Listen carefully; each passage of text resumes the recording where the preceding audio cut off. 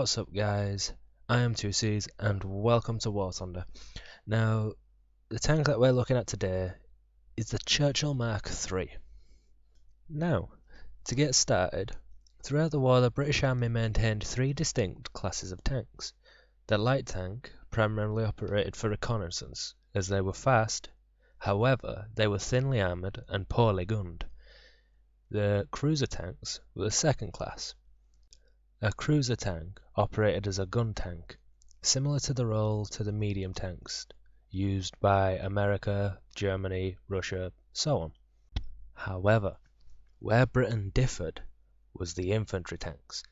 The infantry tanks were heavily armoured, they had very good guns, and they were very slow. And the Churchill is one such tank. The Churchill is an infantry tank. It's designed to help the infantry as best as it can.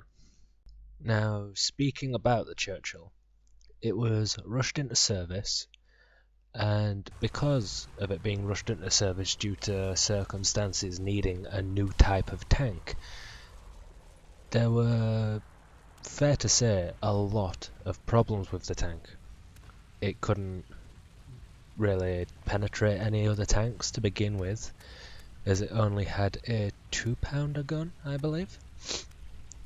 And although spacious, the fumes would leak, the petrol would leak, and there'd be holes all over, water would get in, that type of issue. And Vauxhall, the company who made it, knew this. They handed a handbook out and asked for reports of any new problems so that they could fix it.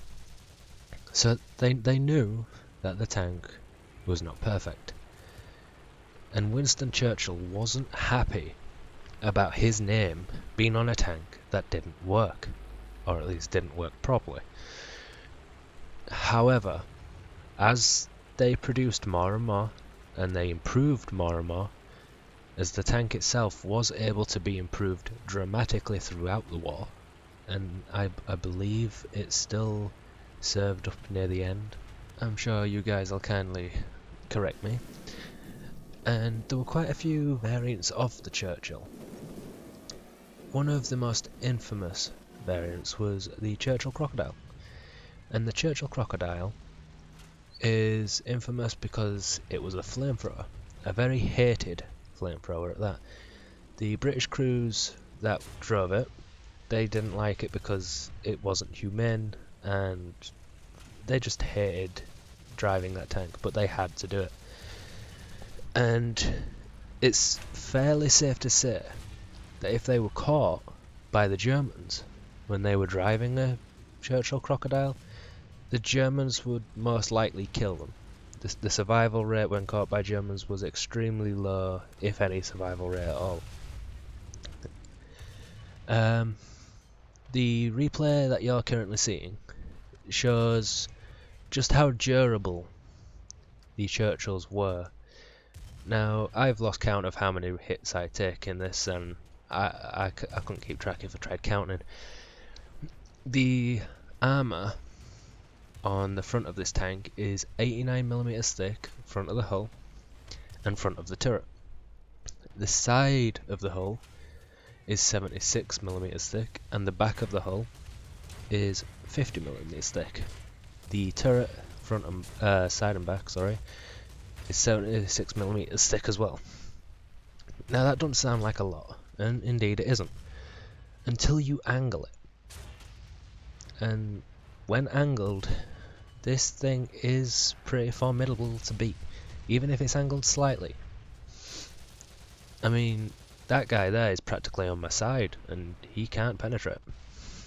And if you do hit, and you do penetrate, then you might not do much damage because it is quite spacious inside, especially in the turret. As you will see when I come across another Churchill, I aim right where I believe the loader is, and I hardly hurt him because he's ducked down deep. Now, the ammo that you can carry with this Churchill, with its 57mm gun, is armor piercing capped, as well as armor piercing capped, ballistic capped, and your standard high explosive. The best ammo to go for would be the armor-piercing capped ballistic capped. Reason being is it has the most penetration.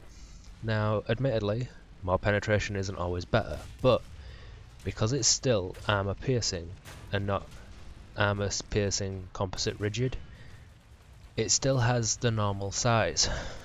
And because it has the normal size, it can still do as much damage, which is why it's probably the best to go for, as it also has the most penetration. The only reason it has the most penetration is because of the ballistic cap. So, what's the ballistic cap? Well, this is it.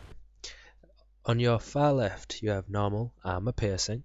Then, in the middle, you have armor piercing capped. That cap helps it screw into the tank easier, giving you more penetration. The armor piercing capped ballistic cap improves it more so. As you can see, the ballistic capped has a much finer point than the normal armor piercing and the armor piercing capped, which means all that energy is focused on a smaller area, which gives it its more penetration. And even though it weighs slightly more, it's slightly more aerodynamic. And because it's slightly more aerodynamic, that helps it to keep that extra bit of penetration and muzzle velocity for that bit more. And the penetration on this Churchill 3 with this with this ammo is 127mm at 100 meters range. And oh, hello. Oh, he wants a hug. And that is one of the two key factors in this tank for me. It's penetration with that ammo and its armor. And as you can see, even though I'm not really trying to angle this tank, this is pretty poor angling a lot of the time, but even though I'm not trying to angle, it can still take a hit without constantly letting you down. I'm side on to these guys and they struggle to penetrate me. And British bias, I guess. Anyway, starting to run out of things to say now. Right, so to recover, we have spoke about the history briefly, the ammunition, and the armor of the tank. So why should you get one? Well, in my opinion, you should get one, not just to get the next tank up, because I think you should get one, and I strongly believe you should get another idiot trying to hug me. I think you should get one, and I recommend you get one, because it's a troll tank. It's a seal clubber tank. It's a seal clubber's paradise. The ammunition is good. The armor, when angled, is good. And no one, because it's still a new tank, no one really knows how to penetrate where its weak points are or where to shoot it in general other than the engine deck. And I've noticed a few times people shoot you in the turret and the round just goes straight through the front and back, no damage done, because the guy, like the loader I believe, is sitting so low down that you have to hit the turret ring. But all joking aside, I think this tank does so well for now because it's not just about the armor or the penetration. I think it's mainly because not a lot of people know where to shoot it other than the engine deck. Yes, you can shoot it from the front, but you won't always pen, especially if he has it angled. And that can be a problem for some people, because they see a Churchill, they could think it's an easy kill and be proved wrong, or they could think it's a hard kill and complain. And 4.0 is really a good place for this tank to sit.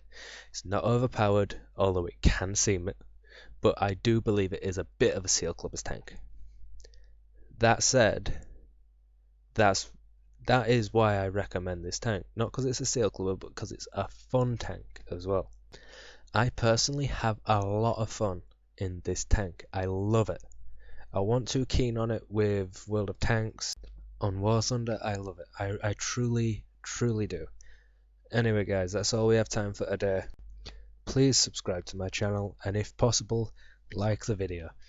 Both of those things mean the world to me. Watch your six, I'll see you later.